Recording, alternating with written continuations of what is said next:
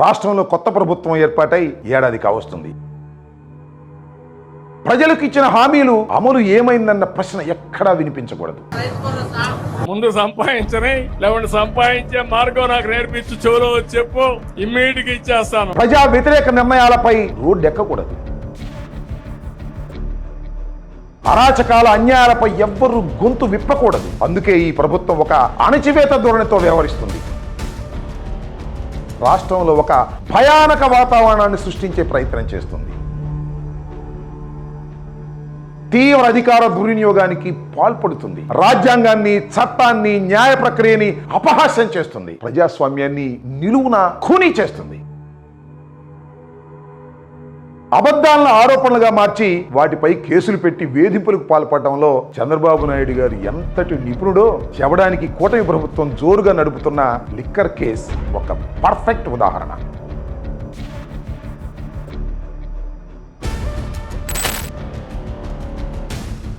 రాష్ట్ర ప్రజలందరికీ మీ అంబటి రాంబాబు హృదయపూర్వక నమస్కారాలు. ఇవాళ కీలకమైన అంశానికి సంబంధించిన వాస్తవాలను మీతో పంచుకోవడానికి ఈ విధంగా మీ ముందుకు వచ్చాను. ఈ ఏడాది కాలంలో పరిపాలన ఎలా నడుస్తుందో నాయకుల కన్నా మీకు బాగా తెలుసు. అబద్ధాల పునాదుల మీద, రాజకీయ కక్షల మీద ప్రజలకు వెన్నుపోట్లు పొడుస్తూ ఈ ప్రభుత్వ పాలన కొనసాగుతుందనేది సత్యమైనటువంటి అంశం. రెండవ ప్రపంచ యుద్ధ కాలంలో జర్మనీలో హిట్లర్ కి సన్నిహితంగా ఉన్న గోబల్ అప్పుడు మరణించి ఇప్పుడు చంద్రబాబు రూపంలో ఆంధ్రప్రదేశ్ లో పుట్టాడా అనే అనుమానం కలుగుతుంది. లిక్కర్ కేసు ప్రారంభమైన తీరు చూస్తే చిత్ర విచిత్రాలు ఎన్నో కనిపిస్తాయి. అసలు ఈ కేసు ఎలా ప్రారంభమైంది, ఫిర్యాదు చేసిన వ్యక్తులు ఎవరు, ఈ వివరాలు చూస్తే తర్వాత మీరే ముక్కు మీద వేలేసుకుంటారు. రాష్ట్రంలో ఎన్నికల ఫలితాలు జూన్ 4న వెలువడ్డాయి. ఇది జరిగి 48 గంటలు గడవక ముందే జూన్ 6వ తారీఖున బ్రెవరేజ్ కార్పొరేషన్ చైర్మన్ గా ఉన్న డి వాసుదేవరెడ్డిపై ఒక విచిత్రమైన ఫిర్యాదు అందింది. ఆ ఫిర్యాదు చూస్తే మీరు అవాకు కాక మానరు. విజయవాడ ప్రసాదంపాడులో ఉన్న సాయి విహార్ అపార్ట్మెంట్ లో ఉన్న ఏపీ బ్రెవరేజ్ కార్పొరేషన్ కార్యాలయం నుంచి ఒక వ్యక్తి కొన్ని ఫైళ్లు, కంప్యూటర్ పరికరాలను తీసుకొని ఒక వాహనంలోకి ఎక్కించుకోవడం చూశానని, రాష్ట్రంలో అధికార మార్పిడి జరుగుతున్న తరుణంలో కీలక పత్రాలను, ఆధారాలను ధ్వంసం చేసేందుకు వాటిని దొంగతనంగా తరలిస్తున్నట్టు అక్కడ పరిస్థితులు బట్టి తనకు అనుమానం కలిగిందని, పత్రాలు తీసుకువెళ్తున్న వ్యక్తిని ప్రశ్నిస్తే సమాధానం ఇవ్వకోకుండా హడావుడిగా కారు డ్రైవ్ చేసుకుంటూ వెళ్లిపోయాడని, ఆ వ్యక్తి ఏబిసిఎల్ ఎండి వాసుదేవరెడ్డిగా తెలుసుకున్నానని గద్దె శివరామకృష్ణ అనే వ్యక్తి ఫిర్యాదు చేశాడు. పోలీసులకు తాను కంప్లైంట్ ఇస్తే తీసుకోలేదని, అందుకే సిఐడి వారికి ఫిర్యాదు చేస్తున్నానని చెప్పుకొచ్చాడు. అసలు ఈ గద్దె శివకృష్ణ ఎవరు? ఒక కార్పొరేషన్ ఎండి, కేంద్ర సర్వీసులకు చెందిన అధికారి. ఆఫీసుకు వచ్చి వెళ్తే సంబంధం లేని ఈ గద్దె శివకృష్ణ అనుమానంతో ప్రశ్నించడం ఏమిటి, ఆయన సమాధానం ఇవ్వలేదని ఫిర్యాదు చేయడం ఏమిటి? ఇలాంటి అనుమానాలు రాక మానవు. ఈ కథను ఎవరు వెనక నుండి నడిపిస్తున్నారో మనకు తెలియంది కాదు. వేల కోట్ల రూపాయల స్కామ్ జరిగిందని ఒకవైపు ఆరోపణలు చేసి మరోవైపు ఇలాంటి కాకమ్మ కథలతో ఫిర్యాదు చేయడం విచిత్రం కదా. దీని వెనుక తప్పుడు ఉద్దేశాలు లేవంటారా? ప్రజలు అర్థం చేసుకోవాలని ఈ సందర్భంగా నేను కోరుతున్నాను. ఈ కథను పట్టుకొని సిఐడి అధికారులు హైదరాబాద్ లో ఉన్న వాసుదేవరెడ్డి ఇంట్లో సోదాలు చేశారు. మొత్తం వ్యవహారం అంతా బయటకు వచ్చేసింది. ఢిల్లీ లిక్కర్ స్కామ్ కన్నా పెద్ద స్కామ్ ఇదని ఎల్లో మీడియాలో స్టోరీలు పుంఖాలుగా రాయించారు. కానీ ఇవన్నీ కాకమ్మ కథలే కనుక సిఐడి అధికారులు ఆ రోజు ఒక్క అడుగు కూడా ముందుకు వేయలేకపోయారు. ఇదే లిక్కర్ వ్యవహారంలో మరొక విచిత్రమైన కేసు కూడా సృష్టించారు. ఆగస్టు 26, 2024న వై వెంకటేశ్వరరావు శ్రీనివాస్ అనే వ్యక్తి రిజిస్టర్ పోస్ట్ ద్వారా ఎక్సైజ్ ప్రిన్సిపల్ సెక్రటరీగా ఉన్న ముఖేష్ కుమార్ మీనాకు లేఖ రాశాడు. 2019-24 మధ్య ఆంధ్రప్రదేశ్ బెవరేజెస్ కార్పొరేషన్ లో అక్రమాలు జరిగాయని, ఉల్లంఘనలు జరిగాయని వెంటనే దర్యాప్తు జరపాలని ఈ లేఖలో కోరారు. కానీ వెంకటేశ్వర శ్రీనివాస్ కి లిక్కర్ పాలిష్ తో సంబంధం ఏమిటో, ఏ హోదాలో తాను దర్యాప్తు చేయమని కోరాడో, ఏ వృత్తిలో ఉన్నాడో అన్న విషయాలు ఏవి ఆ లేఖలో ప్రస్తావన లేదు. కనీసం ఒక్క ఆధారాన్ని కూడా తన లేఖలో పొందుపరచలేదు. దీన్ని బట్టి ఈ లేఖ వెనుక ఎవరున్నారో దానికి కూడా క్లియర్ గా మనకు అర్థమైపోతుంది. వెంకటేశ్వరరావు శ్రీనివాస్ రిజిస్టర్ పోస్టులు పంపిన లేఖను అందుకోగానే వెంటనే నివేదిక ఇవ్వాలంటూ excise principal secretary Mukesh Kumar Meena అధికారులను సెప్టెంబర్ 9న ఆదేశిస్తే కేవలం 9 రోజుల వ్యవధిలోనే ఆగమేఘాల మీద రిపోర్ట్ తయారు చేసి సెప్టెంబర్ 18న పంపిస్తారు. దీనిపై కనీస ప్రాథమిక దర్యాప్తు చేయకుండానే సెప్టెంబర్ 23, 2024న ఎఫ్ఐఆర్ నమోదు చేశారు. కానీ ఎఫ్ఐఆర్ లో నిందితులు ఎవరో పేర్కొనలేదు. గద్దె శివకృష్ణ చేసిన ఫిర్యాదుతో సహా తనపై వరుసగా నమోదవుతున్న కేసులపై బ్రెవరేజ్ కార్పొరేషన్ మాజీ ఎండి హైకోర్టును ఆశ్రయించారు. తనపై నమోదైన 4 కేసుల్లో కూడా హైకోర్టు ముందస్తు బెయిల్ మంజూరు చేసింది. అంతేకాకుండా తనను సిఐడి అధికారులు హింసిస్తున్నారని హైకోర్టులో అఫిడవిట్ కూడా దాఖలు చేశారు. ఈలోగానే ఈ వెంకటేశ్వర శ్రీనివాస్ తో మరో కేసు వేయించారు. ముందస్తు బెయిల్కు దరఖాస్తు చేసుకునేందుకు అవకాశం లేకుండా చేయాలనే ఉద్దేశంతోనే నిందితులు ఎవరన్నది ఎఫ్ఐఆర్ లో చెప్పలేదు. అంతేకాకుండా ఎవరి పేరు కావాలంటే వారి పేరు ఏ సమయంలోనైనా నిందితుల జాబితాలో చేర్చడానికి కూడా ఈ ఎత్తుగడకు దిగారు. లిక్కర్ పాలసీ వ్యవహారంపై కేసులు అయితే పెట్టారు, కానీ సాక్ష్యాలు లేవు. కేసులు సృష్టించిన వారు తప్పుడు సాక్ష్యాలను సృష్టించలేరా?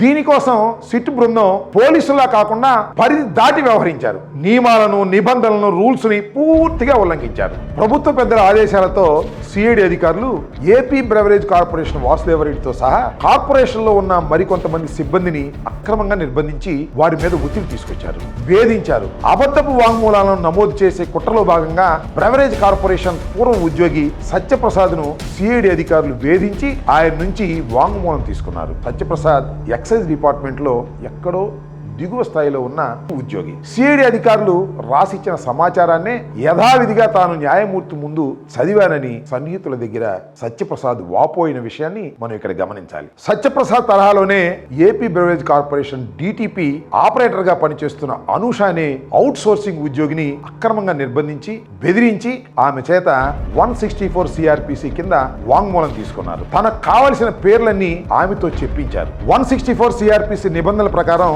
కేసులో నేరుగా సంబంధం ఉన్న వారి గురించే వాంగ్మూలంలో పేర్కొనాలి. అంతేకాని ఆ వ్యవహారంతో ఏమాత్రం సంబంధం లేని వ్యక్తుల పేర్లను వాంగ్మూలంలో ప్రస్తావించడం నిబంధనలకు విరుద్ధం. డాక్యుమెంటరీ ఆధారాలతో నిరూపించగలిగే వాటిని చెప్పాలి. కానీ ఆ నిబంధనలేవి కూడా ప్రభుత్వ పెద్దల ఆదేశాలతో పనిచేస్తున్నటువంటి సిఐడి పాటించడం మర్చిపోయింది. చట్ట ప్రకారం సాగాల్సిన దర్యాప్తు చంద్రబాబు నాయుడు గారి ప్రభుత్వం భ్రష్టు పట్టిస్తుందని చెప్పడానికి ఇది చాలా స్పష్టమైనటువంటి ఉదాహరణ. ఈ లోపు వాసుదేవరెడ్డిని సిఐడి అపహరించింది. 3 రోజుల పాటు గుర్తుదేని ప్రదేశానికి తీసుకెళ్లింది. అక్కడ బెదిరించే కార్యక్రమం చేసింది. చివరకు ఎట్టకేలకు వాసుదేవరెడ్డితో సిఐడి ఒక అబద్ధపు వాంగ్మూలాన్ని నమోదు చేయించింది. ఆ వెంటనే ఆయన్ని రాష్ట్ర సర్వీసు నుంచి వెళ్లిపోయే విధంగాను, ఢిల్లీ వెళ్లి కేంద్ర సర్వీసులో చేరే విధంగాను అనుమతించింది. ఇది గమనించాల్సినటువంటి అంశం. ఇలా బెదిరింపులకు భయపెట్టి లొంగ తీసుకుని ఇచ్చే వాంగ్మూలానికి విశ్వసనీయత ఏముంటుంది చెప్పండి? దర్యాప్తు ముసుగులో హైదరాబాద్ తో పాటు ఇతర ప్రాంతాల్లో డిస్టిలరీల ప్రతినిధులను సిట్టు బృందాలు విజయవాడ తీసుకొచ్చి విచారణ పేరుతో వేధించారు. వృద్ధులని కూడా చూడకుండా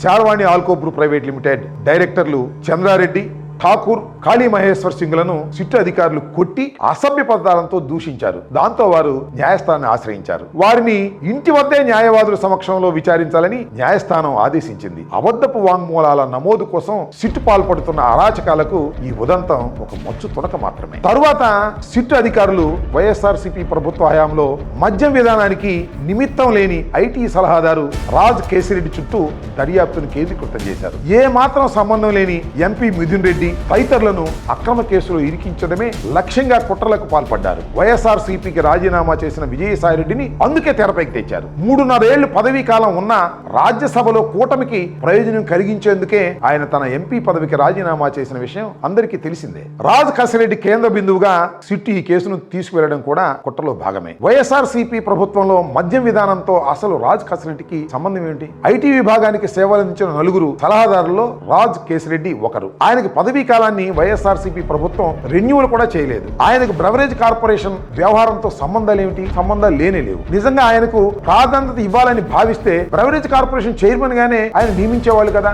ఎలాగైతేనే రాజ్ కేసిరెడ్డిని సిట్టు అరెస్ట్ చేసింది. కానీ న్యాయస్థానానికి సమర్పించిన రిమాండ్ నివేదికలో కీలక అంశాలు బట్టబయలయ్యాయి. మద్యం డిస్టిలరీకి ఇచ్చిన ఆర్డర్లలో వివక్షతకు పాల్పడి అవినీతి చేశారని సిట్టు పేర్కొంది. కానీ అదే నివేదికలో నాడు చంద్రబాబు నాయుడు గారి ప్రభుత్వంలో కేవలం 4 కంపెనీల నుంచే ఏకంగా 53.21% మద్యం కొనుగోలు చేశారని వెల్లడించడం మరొక అంశం. చంద్రబాబు గారి గత పాలనలో కొందరికి అనుకూలంగా వ్యవహరించినట్లు చెప్పకనే చెప్పారు. దీనిలో ఇక టీడీపీ ప్రభుత్వం అమలు చేసిన సుటైల్ సాఫ్ట్వేర్ ని తొలగించడం ద్వారా వైఎస్ఆర్సీపీ ప్రభుత్వం మద్యం ఆర్డర్ల జారీలో అక్రమాలకు పాల్పడినట్టు ఆరోపించింది. మరి సుటైల్ సాఫ్ట్వేర్ ఉన్నప్పుడు కేవలం 4 కంపెనీల నుంచి ఏకంగా 53.21% మద్యం కొనుగోలు ఎందుకు చేశారనే దానికి సిట్ సమాధానం చెప్పుకోకుండా మౌనం వహించింది. తద్వారా టీడీపీ హయాంలోనే మద్యం కుంభకోణాలకు పాల్పడ్డారని అసలు గుట్టు విప్పింది. ఇక నెలకు 50 కోట్ల నుంచి 60 కోట్ల చొప్పున రాజ్ కేసిరెడ్డి వసూలు చేసి వైఎస్ఆర్సీపీలోని ముఖ్యులకు ఇచ్చారని ఒక చోట, రాజ్ కేసిరెడ్డి